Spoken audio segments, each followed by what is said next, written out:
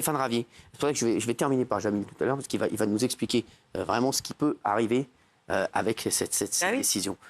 Stéphane Ravier, vous êtes bien sûr pour.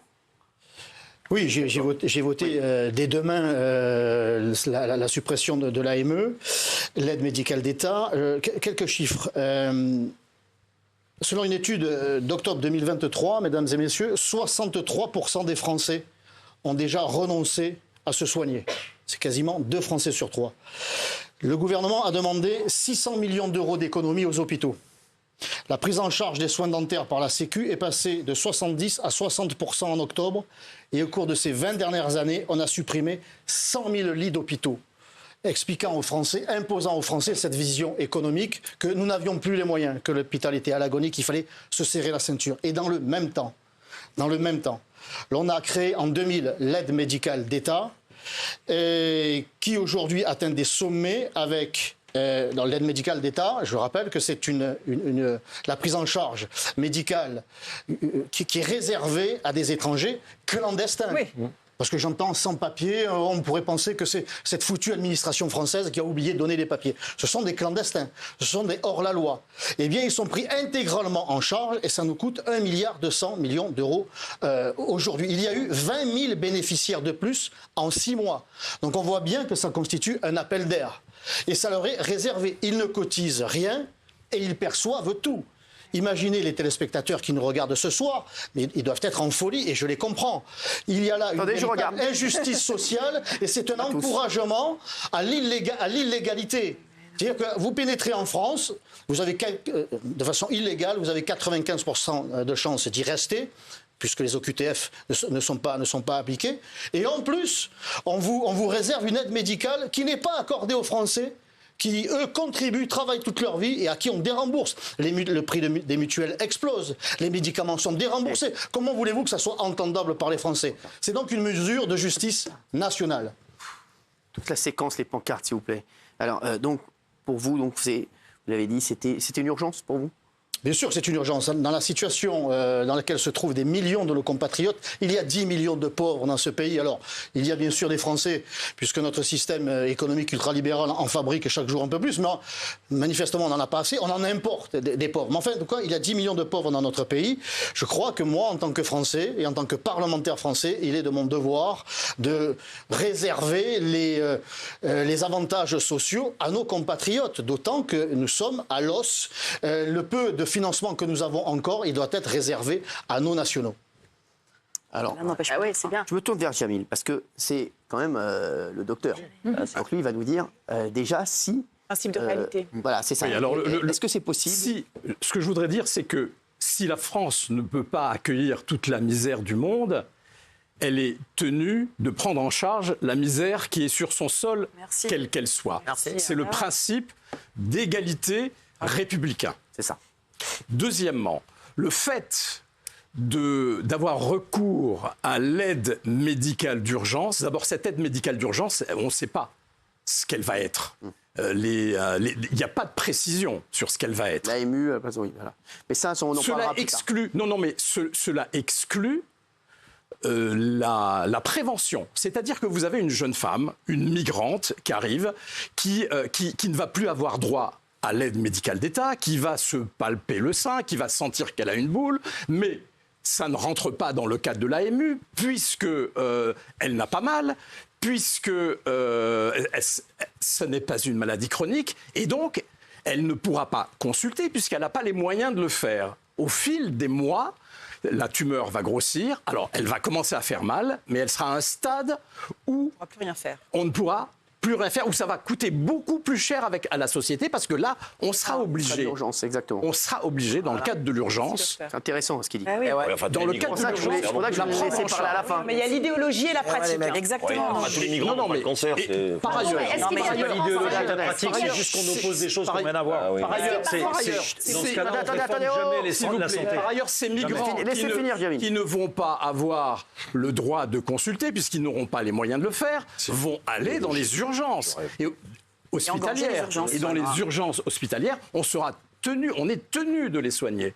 Ça, c'est le. Alors, je vais vous demander. Le serment d'Hippocrate. On va continuer ce débat, mais juste, je voudrais vous montrer les résultats du sondage. Ah bah c'est sûr. sont incroyables. Oui. Regardez, non, mais s'il vous plaît, 87-12. C'est sûr. Donc, c'est un oui massif, très très important. Voilà, Jean-Michel, ça ne t'étonne pas. Hein. Non, mais c'est vrai. Est-ce que tu voulais dire un truc, Jamil? Vas-y. Bah oui, non, parce que évidemment, quand vous parlez d'une femme qui a le cancer, évidemment, on a envie de la soigner. Mais enfin, tous les migrants qui arrivent, les 500, je sais pas combien, les centaines de milliers, n'ont pas tous le cancer. Là, vous prenez un cas justement pour nous faire des sentiments. Laissez-le finir. Enfin, c'est les gens qui n'ont pas le droit d'être là. Aboli l'aide médicale. Regardez le sondage. Pour les migrants, en 2012, Rajoy a aboli l'aide médicale. Eh bien, en 2018, l'aide médicale a été rétablie parce qu'une étude catalane a montré qu'il y avait eu une augmentation de 20% de la mortalité en 3 ans chez les migrants du fait de maladies cancéreuses non prises en charge. Voilà. Vous opposez des choses qui ne sont pas opposables. C'est-à-dire que vous allez nous parler en permanence de gens qui sont dans le besoin, qui arrivent et qui, évidemment, vous êtes médecin. Il faut limiter. Oui, mais la politique, c'est pas forcément de faire plaisir à tout le monde. La politique, c'est de prendre des décisions. La politique, c'est parfois d'avoir à dos la moitié de la France, en l'occurrence, pas vraiment. Puisqu'il y a 85% de gens qui sont d'accord. Malheureusement, mais vous aurez toujours raison sur ce terrain-là. On est tenu de soigner sur ce terrain-là, vous aurez toujours raison. Mais si demain, la population augmente de 12% tous les ans. Là, ce sont les chiffres. Moi, je suis allé sur les chiffres officiels de l'aide médicale d'urgence aujourd'hui. C'est 12% de plus chaque année. Comment, vous-même, on l'a rappelé tout à l'heure avec la problématique des hôpitaux. On n'a pas les moyens. On va être Demandez aux gens, les gens n'ont pas les moyens. À l'hôpital, on va être étranglé parce qu'on va être obligé de soigner. Est-ce que vous ne croyez pas que c'est une fin d'appel d'air? L'hôpital ne va pas être remboursé. Ça va alourdir les charges hospitalières. S'il vous plaît. Oui. Est-ce que vous pensez qu'aujourd'hui, en France, il y a une seule personne, enfin, au minimum, enfin, une seule personne qui a, par exemple, le cancer ou quelque chose comme ça, qui ne peut pas se faire soigner? Un Français, je parle. Est-ce que vous pensez qu'il y a des gens comme ça dans cette situation? Pas d'un cancer. Est-ce que c'est possible ou pas? Non, mais ce que je dis... Non, mais répondez, pardon. Juste répondez par oui ou par non. Un Français. Ma question est très précise. Je pose la question. Heureusement qu'on soigne tous les gens. Est-ce que vous pensez qu'aujourd'hui, il y a des gens qui ont des maladies graves, ce sont des Français sur le territoire français, est-ce que c'est des gens qui ne peuvent peut-être pas avoir accès aux soins? Non, ça n'existe pas. Non, pleinement accès aux soins. Tout le monde a accès aux soins. Essayez de répondre le médecin, s'il vous plaît. Il y a la CMU qui permet à tous les Français, ou non français d'ailleurs, légaux, d'être soignés. Pourquoi c'est bien le problème? Qu'est-ce qui se passe? C'est bien le problème. Non, mais on disait qu'il y avait 420 000 bénéficiaires de l'AME et il y a 900 000 clandestins. C'est-à-dire qu'il y en a encore 500 000 qui ne sont pas encore tout à fait conscients de leurs droits. Ils sont dans une situation hors la loi, je le répète, ils sont dans l'illégalité, mais ils ont des droits. Et notamment celui-là qui leur est réservé. Et donc je veux dire qu'il y a encore une source quasiment inépuisable de ceux qui sont déjà là et ceux qui viendront, parce que... L'information, elle circule à travers la planète. On sait qu'en ayant mis un pied en France, on va être pris en charge, pas seulement d'ailleurs pour l'aide médicale, mais pour tout, pour le logement, pour l'école, pour toutes sortes de services sociaux. Donc il est important de ne pas considérer, et j'entends ici ce que j'entends au Sénat, mais de votre part ça me choque moins, mais j'entends au Sénat de la part des sénateurs de gauche que les clandestins sont là de façon irréversible. Voilà, ils sont là, donc on va s'en occuper, on doit s'en occuper. Il n'y a jamais de leur part la volonté de renverser la situation, c'est-à-dire d'appliquer à ces clandestins la loi qui consiste à tout faire pour qu'ils rentrent dans leur pays d'origine. Tant que l'on n'enverra pas ce double message, eh bien, on continuera à venir en France par tous les moyens, et c'est tellement facile puisqu'il n'y a quasiment plus de frontières, et le problème ne pourra que se développer au détriment de nos nationaux. Guillaume, vous vouliez pas. Je ne comprends même pas qu'on culpabilise de ne pas prendre en charge intégralement des personnes qui n'ont pas le droit d'être là, alors que dans d'autres pays, ils sont sans pitié. Ouais, quand vous êtes même les propres citoyens de ce pays, vous ne pouvez pas vous faire soigner si vous n'avez pas d'argent. Et nous, on est là à culpabiliser. Aux États-Unis. Bah oui, aux États-Unis. Attendez, aux États-Unis, si vous êtes français aux États-Unis, vous n'avez pas le droit d'être là. Déjà, ils vous foutent dehors. Et vous croyez vraiment qu'ils vont vous soigner? Ils en ont rien à foutre. Ils sont sans pitié. Ce sont des raisons économiques. Il faut être pragmatique. Et c'est dans le monde. Bah, et tant mieux. Et c'est dans le monde des bisounours. Bien sûr qu'on a envie d'aider tout le monde. Mais si c'est au détriment des Français qui ne peuvent pas se soigner, c'est terrible. Je voudrais revenir juste parce que vous avez vu le sondage de 87,5, 12,5, ça monte encore. Stéphane Ravier, vous avez proposé hier au Sénat aussi un amendement visant à déchoir de leur nationalité les binationaux qui, je vous cite, font allégeance à une autre nation. Qu'est-ce que vous vouliez parler de quoi? ceux qui, actuellement et avant, et sans doute plus tard, manifestent leur soutien à un pays étranger et qui hurlent leur détestation de la France. L'actualité récente les conduit à détester et à crier leur haine du juif. Ces Français qui, pour moi, ne sont que des Français de papier. Lorsqu'ils sont binationaux, on devrait leur retirer leur nationalité française parce qu'ils font offense, ils insultent la France. Et je crois qu'il serait tout à fait logique et légitime de leur retirer. Ce ne serait pas les apatrides puisqu'ils ont une autre nationalité. Vous dites, pour vous, il faut retirer la nationalité française. Vous avez pris l'exemple de Karim Benzema. Oui, j'ai pris l'exemple de Karim Benzema parce qu'il a été... il a été... Ça fait 2 fois qu'on parle de Karim Benzema ici sur ce plateau en ma présence. Et je l'avais qualifié... c'est pour ça que vous m'aviez invité de français de papier. Il a déjà critiqué la France. Il a été dit que Karim Benzema était franco-algérien. Oui. Mais moi, il a été dit aussi que j'étais franco-tunisien. Et c'est le ministre de l'Intérieur lui-même qui a mis en exergue le rapprochement ou le soutien de Karim Benzema envers les fréristes, les frères musulmans qui sont considérés comme une association terroriste par de nombreux pays. Donc s'il est avéré que M. Benzema soutient les frères musulmans et qu'il est avéré qu'il a la double nationalité, M. Benzema, comme les autres, dans sa situation, eh bien, mériterait qu'on lui retire sa nationalité française. Monsieur Ravier, les frères musulmans ne sont pas hors la loi en France. Hein.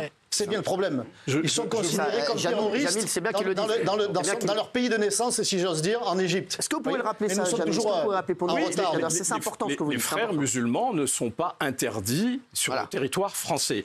Donc, le Hamas est né des du frères fait musulmans. que Benzema soutient les frères musulmans ne fait pas de lui un paria. Le Hamas est issu des frères musulmans. Mais il n'a pas fait. Il faut quand même le savoir. Et on en parlait hier. Tous ceux qui soutiennent peu ou prou le Hamas, par exemple, et qui sont franco quelque chose, eh bien qu'ils restent quelque chose, mais qu'ils ne soient plus français. Donc vous enlèveriez la nationalité à Karim Benzema, la nationalité française. On perd le ballon d'or, quoi. De toute façon, le ballon d'or, il n'a pas partagé avec les Français, il se l'est gardé, je crois. Les impôts, je crois que la France a été... Les impôts, il les a pas payés en France. La France a quand même été assez généreuse, puisqu'elle lui a permis de se former dans son métier. Non mais Benzema, il a jamais payé d'impôts. La réalité, c'est celle-là. Benzema n'a jamais payé d'impôts en France. Karim Benzema n'a jamais payé d'impôts. Il n'a pas une société à Lyon. Non, répondez. Non, mais j'ai pas une vision. J'ai pas une vision. Non, mais tu peux payer tes impôts en France. Je veux bien répondre. Il n'y a pas d'argent pour les hôpitaux. Vous dites qu'il ne faut pas donner de sous aux étrangers. Non, mais parce qu'il n'y a pas d'argent. Mais vous voulez pas de Benzema. Tu peux payer des impôts en France et détester la France aussi. Non. J'ai pas une vision du droit. J'ai pas une vision du droit censitaire, monsieur. Moi, je ne considère pas que quelqu'un mérite d'être français puisqu'il paye des impôts. Ça, c'était l'ancien régime. Parce qu'il y a beaucoup de Français qui ne payent pas d'impôts parce qu'ils n'ont pas ils ont des salaires très bas. On doit leur retirer leur nationalité française. Donc l'impôt ne fait pas le Français. Qu'il ait payé des impôts avec les sommes astronomiques qu'il a gagnées grâce à la formation en France, c'est quand même la moindre des choses. Société en France, pourquoi il défiscalise pas? Non, mais il faut partir sur des bases solides aussi. Tout ça part aussi du fait des déclarations. Alors, qu'est-ce qui vous permet de dire que Benzema déteste la France? Oui, c'est ça. Parce qu'il n'a pas dit qu'il déteste la France. Il a plus subtil que ça. Il l'a pas dit. Il a dit qu'il avait choisi. On lui a demandé pourquoi il ne jouait pas en équipe d'Algérie. Il a dit j'ai choisi l'équipe de France pour le côté sportif. Genre, les résultats sont meilleurs. Mais côté cœur, je suis algérien. C'est quand même qu'on dit que je ne suis pas français. Non, c'est rien. Ça arrête. Côté cœur, je suis algérien et je joue à l'équipe de France, arrête. J'ai choisi la France pour l'argent et j'ai le cœur, mon cœur.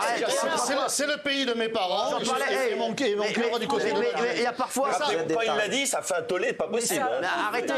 Mais oui, c'est impossible. Attention, il y a eu France-Maroc. Je me rappelle, moi je l'ai vu avec Jamel Debbouze. Il était partagé.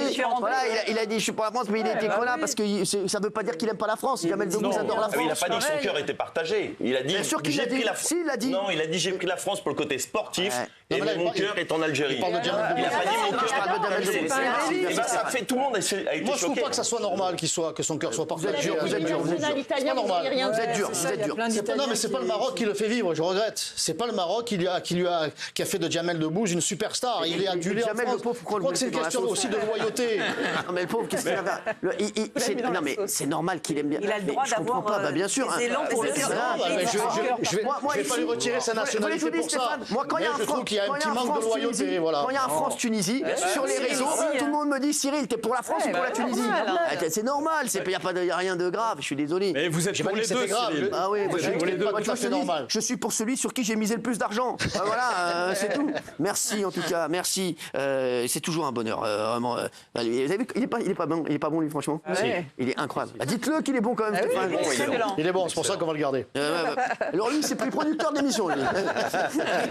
Je suis chez moi là. Merci. Pris possession d'avoir été avec nous. Merci Stéphane Ravier. Merci à toi, on se retrouve dans un instant. Vous allez voir ça, cette histoire-là. Vous avez vu ce policier prêt à partir dans une cité marseillaise. Il sort son arme et tire en l'air. Que s'est-il passé? Ça, c'est chapeau l'artiste. Perrine Salé. Vous voulez rester pour ça, tiens? Bah écoutez, j'ai que ça à faire. Bon, bah très bien. C'est un bonheur d'être là. Donc, en plus, c'est à Marseille. Donc, et Jamil, toi, tu restes sur le toi, ici, t'es chez toi. Tu peux même t'allonger ici. Je t'amène un thé, je t'amène un truc. Tu fais un kiff. À tout de suite. Merci.